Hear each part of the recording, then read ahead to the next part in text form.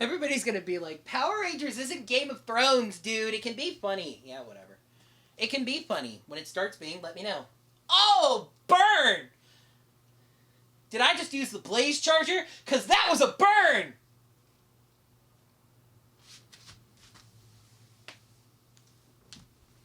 Putting that in the bloopers. I'll just start the show with that. Heck yeah. So, Kaizoku, how are we looking? Well, I think everything is set, but this is an entirely new system. We better check to be sure. That's a good point. Hail Trekker Prize Station. Opening hailing frequencies. Hello, Orange Ranger. Oh, wait, something wrong with the transmission. Okay, let me fix it. Okay, that's better. So hello, Orange Ranger, this is Trekker Price here. Hello, Trekker Prize Station. Good to see you again, Gary. Requesting final check on channel graphical system upgrade. So yes, I can confirm all the graphic systems are fully functioning, so your channel is ready for warp speed. Excellent. That is great news. You guys did great work. Thanks so much for all your hard work on this. You're very welcome, Orange Ranger. Just make sure you will send every one of your Trek Lover heroes to this part of the quadrant. Live long and prosper. Transmission over. Well, there we go, guys. Nothing left but to flip the switch, huh? Don tootin', kid. Enough waiting. Let's see this stuff. Well, Chomsky, since you're so impatient, why don't you do the honors? Now remember, you need to activate the old graphics and then replace them with the new... Ain't my first rodeo, kid. Here we go.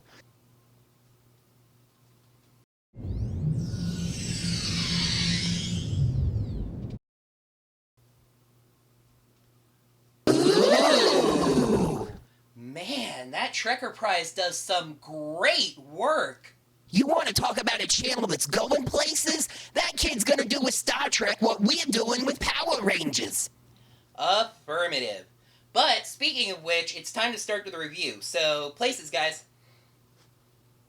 Hello there, heroes. I'm the Orange Ranger, and welcome to another Power Rangers Dino SuperCharge episode review. How about these shiny new graphics, huh? I once again have to extend my thanks to Gary over at Trekker Prize. Seriously, if you guys like Star Trek at all, check this guy's channel out. It is great. He makes great videos. I am going to toss an annotation in right at the end of the video to give you guys one more shot to click on over. He redid all of my channel art, my banners, my in-video banners, slates, in-slates, completely newly decked out here at Orange Ranger. Which makes it kind of a shame that we don't have a better episode to review for their debut.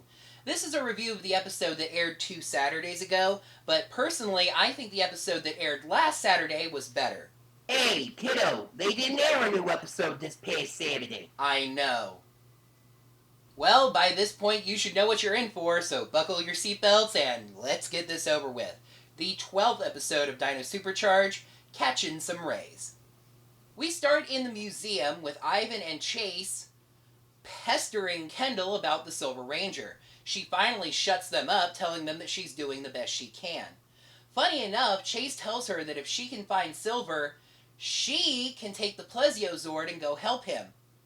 Sure, Chase. Or maybe you could take the Terrazord and go help. You know, like last week, you guys have never really paid attention to those symbols on the walls. Meanwhile, Tyler is teaching Coda how to use a new sink faucet, while Shelby gets an iced tea for an older lady that stopped in. Of course, because antics, the sink goes haywire and starts spraying water everywhere. And that's the teaser. Seriously. Stay tuned for more action-packed excitement and water spraying! Iced tea lady grabs a wrench and goes under the sink to shut off the water herself. Kendall good griefs her way into the kitchen and realizes that the lady that shut off the water is her grandmother, or rather, G-Ma, Betty. Betty is paying Kendall a visit because she doesn't think Kendall can handle running her own museum. Seriously, that's basically what she says. Also, she brought Kendall a giant lens that she found in a cave to display in the museum. Kendall says that the museum doesn't need it, but Coda finds something familiar about it and asks to be taken where it was found right away. When they get there, he realizes that it's the site of his family's old cave. Time out. Kendall and Chase found Coda on a snow-covered mountainside. Was he really that far from home? Or wouldn't they have realized they were at least in the same area? The cave walls are covered in petroglyphs made of berry juice and mammoth poop, including one depicting Coda's grandfather. Coda explains that his grandfather cared for and set out rules for the entire tribe, including that nobody could cross this line of rocks. The Rangers goad Coda into crossing the line, and they all head back to explore more. They find a large bone sealing a doorway, and Chase and Riley decide to screw with ancient things they don't understand and open it. Of course, opening ancient sealed doors never goes well. Something escapes, an ancient evil captured by Coda's grandfather 100,000 years ago. So, of course, this ancient evil beast is going to be a representation of life eons in the past. Or it's made up of surfboards, crab legs, ice cream cones, palm trees. It's basically a walking modern vacation. The Rangers actually try to fight this thing unmorphed, which is something I usually hate. However, these Rangers really don't do that all that often, so it's kind of refreshing every once in a while. I mean, heck, even Kendall gets in there and roughs it up. Before the Rangers can morph, the monster leaps into space and starts channeling the rays of the sun. Coda suddenly remembers this attack and warns the Rangers. Kendall was the one standing closest to him, so they make it into the shade, but the other Rangers get zapped, and they're all vaporized by the enhanced sun rays. Series over. No, of course I'm kidding. This instead is a vacation beam, and sakes alive do I wish I was kidding about that. Anybody hit by this beam wants to vacation instead of work. After writing this review, I decided to start a seriously counter, which you can already see up near the top of the screen, because I'm going to be asking that question a lot. Kendall and Coda, hey, the two Ks, use some towels to get to the van and then back to the lab, because covering your head with a towel will 100% protect you from any sun exposure. Period. In the meanstyle, over on Sledge 1, Heckle is watching the news and learns of the attack, and hey, he's got the monster responsible for it right in front of him. Or does he? It turns out that this walking Disney brochure has a twin. Sledge captured the boy twin, Leisure. The one on the loose is the girl twin, Loafer. Wow, in the game of bad writing poker, somebody saw the bet of lazy naming and raised it with confusable names for twin monsters. Seriously? Heckle is upset at first, and they don't really make it clear why. But reading between the lines, it's because he thinks that nobody's going to be able to get the energems from the Rangers when they're exposed to the sunbeams. But Leisure lets it slip that monsters are immune, because of course they are, and Heckle realizes that this is an opportunity to get those darned energems. Poisandra and Curio caught about half of that conversation through a door and decide that they feel like ruining some vacation, so they're gonna go. On their own. Hey, what could go wrong? Coda and Kendall figured that the large lens probably has something to do with this, so Coda goes and gets it. Tyler calls to show that the Rangers are still being stupid, still in vacation mode. Kendall drops another good grief, but Kendall, nothing was good about this episode, not even the grief. But it's not like there's anything they could have done to make it any worse. Except for... No. Oh God, no! A montage! Sent to whatever friggin' in-universe boy band that is, the NZ Boys or whatever. Well, with that little bit of vomit out of the episode's system, Poisandra and Curio hatched their plan to do whatever it is they were gonna do. Now they want energems. Before they just wanted to ruin some vacations. However, the Rangers managed to hold on to their energems and wear the two out. The the pictures from the cave show Coda and Kendall how to build a device to counter the vacation beam, because that's something that cavemen 100,000 years ago were totally capable of. Seriously? They build the device using the large lens, but something's missing and it's not working right. Coda feels like this is his fault. That's right, Coda. Your friends goading you into disrespecting your grandfather's wishes, and then your friends opening an ancient sealed doorway, that's definitely all on you. Yep, 100% your fault. Seriously? Anyway, Kendall tells Coda that he's not the first person in the world not to listen to his grandparents. Light bulb moment! Kendall remembers that her grandmother was the one who brought in the lens in the first place, so they head to the cafe hoping to catch her and see if she knows anything more about it. Meanwhile, Fury and Loafer attack after telling off Poisandra and Curio for acting on their own. This scene is the closest to good this episode gets, as the Rangers do still know that protecting their energems is important, so they playfully play keep away. Betty is still in the cafe, serving oatmeal to the vacation-happy clientele. Kendall tells Betty that she needs her help, which apparently was the solution to a problem that we didn't realize existed. That's all that Betty ever wanted to hear. Not that she was mad about it, at least not that we could tell. So inspired, Betty takes a look over the Zappy-Doo-Bobber and realizes that it needs a second small lens to focus the beam. Nobody has one on hand, so she just pops one out of her glasses. It does the trick, spreading the beam, which is the opposite of what a lens does, but whatever at this point, and curing everyone in the cafe. Coda gears up in sunglasses, a sun hat, and poncho, because once again, those will keep the sun off of 100% of every inch of your skin. For real. Seriously? And goes to help his friends. And then the outfit he wears doesn't even matter because he morphs anyway! However, we do get a solo Ranger morph. I've kind of been counting with the help of some of the Facebook groups, and to my count, this is only the 4th solo Ranger morph this show has ever done. Does kind of help to make up for that double Coda morph last week. I started all this trouble, and now I finish it. No, you didn't, Coda! Your friends did everything! The troublemaking Rangers then show up and decide that morphing would be ever so much fun. They instamorph because lazy, and then go right into playing with the monster. As Rangers. Seriously? Coda keeps on fighting the monster, summoning his stego shield. Aw, but he lost it. Oh, no wait, it's back. Kendall takes the lens device into space and activates the plesio-charged Megazord. The monster starts yelling at her, I think, but then it gets shot. If she didn't see that the Megazord was shooting at her, then who was she yelling at? For you Sentai fans, they did use the Triple Drill Cream Gokaiger reference, but not the joke, just calling it a triple scoop twist.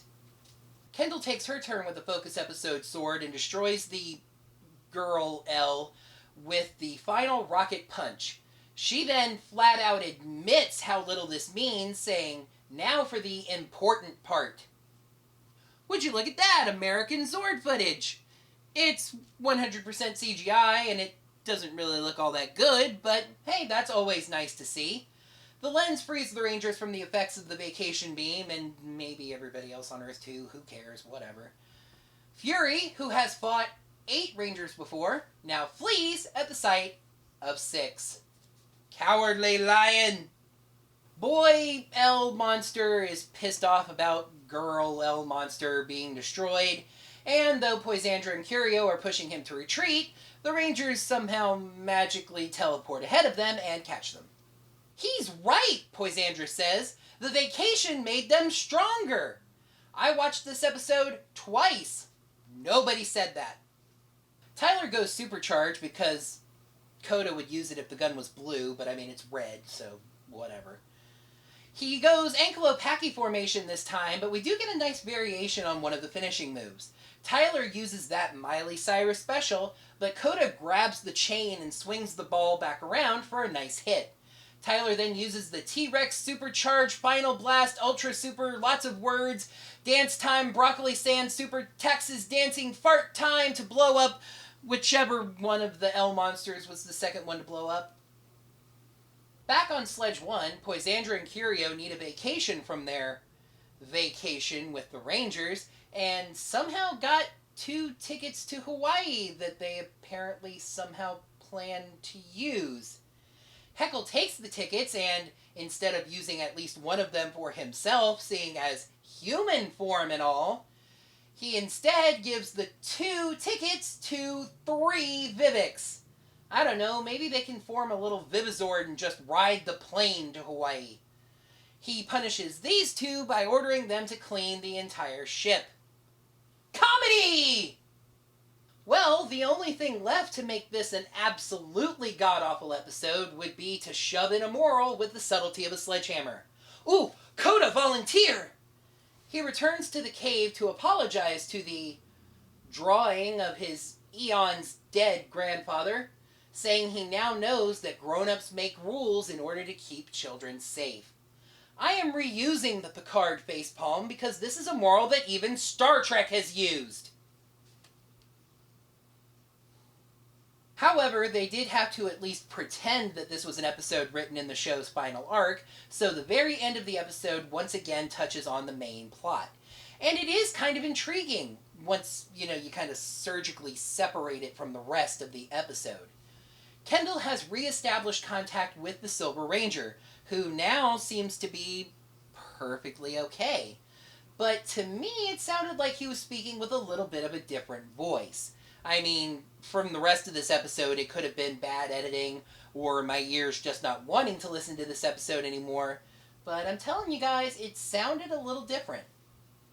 The Silver Ranger has bad news for Keeper. This episode is 10 minutes longer! No, thankfully, I'm kidding. The bad news is that the Dark Energem has resurfaced. What's the Dark Energem? Well, when the original 10 Energems were forged, they were made from pure good. However, the process created leftover pure evil, which forged the Dark Energem. Silver Ranger says that he thinks he can destroy it, but Keeper says that's impossible. The Silver Ranger says that he thinks he really does have a way, but he's going to need all of the data on the Ranger's Zords and Megazords. Thank friggin' Zordon, Kendall is suspicious of this, but Keeper says in the face of the Dark Energem they can't do nothing, so she agrees to send it. I'm really not sure why the Silver Ranger would legitimately need their Zord data when not even his own Zord is with him, so I smell something fishy. Or talony. Or maybe just stinky. Seriously, this episode doesn't even deserve a shovel gag. Let's dig. Episode 12, Catching Some Rays. Pros, G-Ma Betty was a fun, if pointless, guest character. Good hint at the ongoing plot. And Kendall flew her Zord. Cons, pointless comedy episode with long stretches of no action. G-Ma Betty and a rare Kota Kendall focus episode were totally wasted. And a weird plot that made absolutely no sense. Why did this episode ever exist? Catching Some Rays is the worst episode of Dino Charge, scoring 1 fossil out of 5. This review is probably going to be a little longer than usual, and that's because I didn't leave anything out from my episode notes. Most weeks, when there are little tiny notes that don't impact things that much, they're just a little weird, I usually leave those out.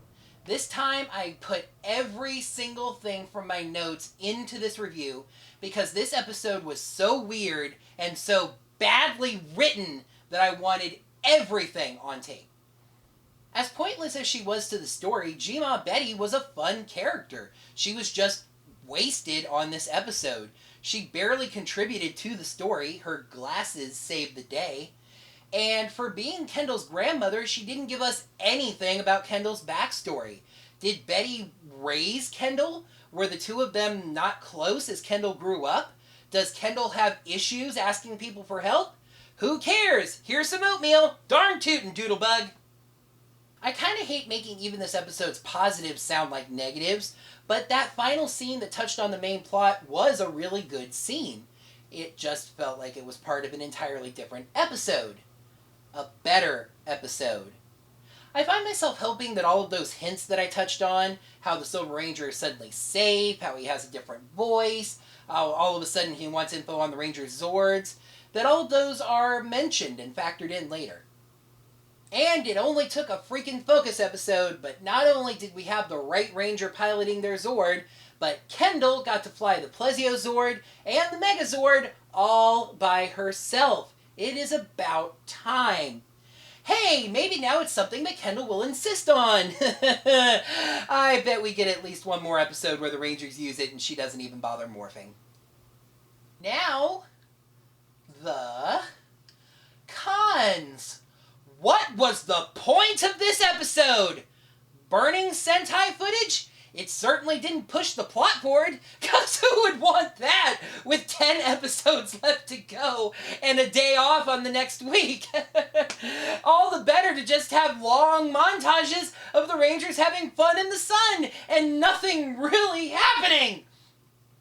We get an unusual, to say the least, guest character and an extremely rare Coda-Kendall dual focus episode, and they wasted it on this nonsense, this fetid pile of garbage. Coda and Kendall are excellent characters. They deserved better than this. I felt like saying about this episode what Dan from Game Grumps once said about a really bad Christmas game they played. Let's take this episode, pour hot maple syrup all over it, and toss it into the street. To try to show you what I mean, let me give you a quick summary of this episode. The Rangers accidentally release a 100,000-year-old monster that's based on a Florida tourist brochure that has a special beam that can make everybody on the planet want to go on vacation. So Coda and Kendall put together a magic lens based on instructions written in a cave with help from Granny's glasses and blow up the monster and its over 100,000-year-old twin. That is WTF even for Power Rangers! This episode had no reason to exist. The fact that it does exist angers me. Here's one funny thing that I couldn't help but notice, though. It seems that this week Mr. Lin took a vacation himself, not writing on this episode. I really do like the show's other writers, but it's starting to become painfully obvious when he doesn't write on an episode. Judd, Chip, whatever you want us to call you, we need you writing, man. Okay, I think I have spewed all the venom I have at this garbage pail bottom scum of an episode, so that's going to wrap up this week's review. 13 is usually an unlucky number, but it can't get any worse than this week, so let's see if it'll be lucky for the show this time. In the next episode, Recipe for Disaster. Chase is determined to master a dessert recipe from New Zealand when a food critic visits the Dino Bite Cafe. Meanwhile, an evil monster comes to Earth to find the Energems and takes control of the Zords and Megazords. Gee, who could have seen that coming? Thank you guys so much for watching, and once again I have to extend my thanks to Gary over at Trekker Prize for the revamp of the channel graphics. Seriously guys, make sure to click that annotation at the end of the video and check his channel out. Orange Ranger approved. Give it a good look, watch several videos, and subscribe. Make sure to like this video by clicking that like button right down below. Leave a comment letting me know what zit on the pimply face of this episode disgusted you the most. Or if somehow you liked it, I suppose you can tell me why as well. And make sure to subscribe to see my reviews of Power Rangers every week, as well as other geeky stuff. And until next time, may the power protect you, more than it did this episode.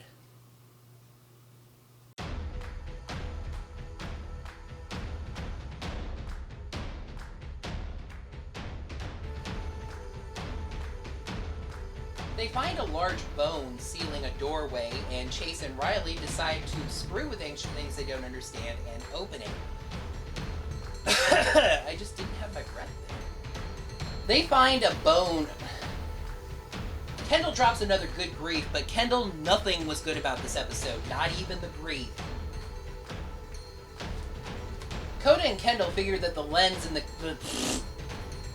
Kendall drops another good grief, but Kendall, nothing was good about this episode. Not even the grief. What is that last line? Tyler calls to show that the Rangers are still being stupid. Still in vacation mode. Kendall drops another good grief. I'm dropping another good grief. Tyler calls to show the Rangers are still being stupid. Still in vacation mode. Oh my gosh. Every take I'm doing, I'm losing more of the paragraph. Coda gears up in sunglasses, a sun hat, and poncho. Because once again, seriously, that is going to keep 100% of the sun off of every single inch of your skin. For real. Seriously. And the goes to help his friends. And yeah, I didn't want that second series. Coda gears. Kendall takes her turn with the focus episode sword and destroys the monster, the Girl L. Fury, who has fought 8 Rangers before, now flees at the sight of 6.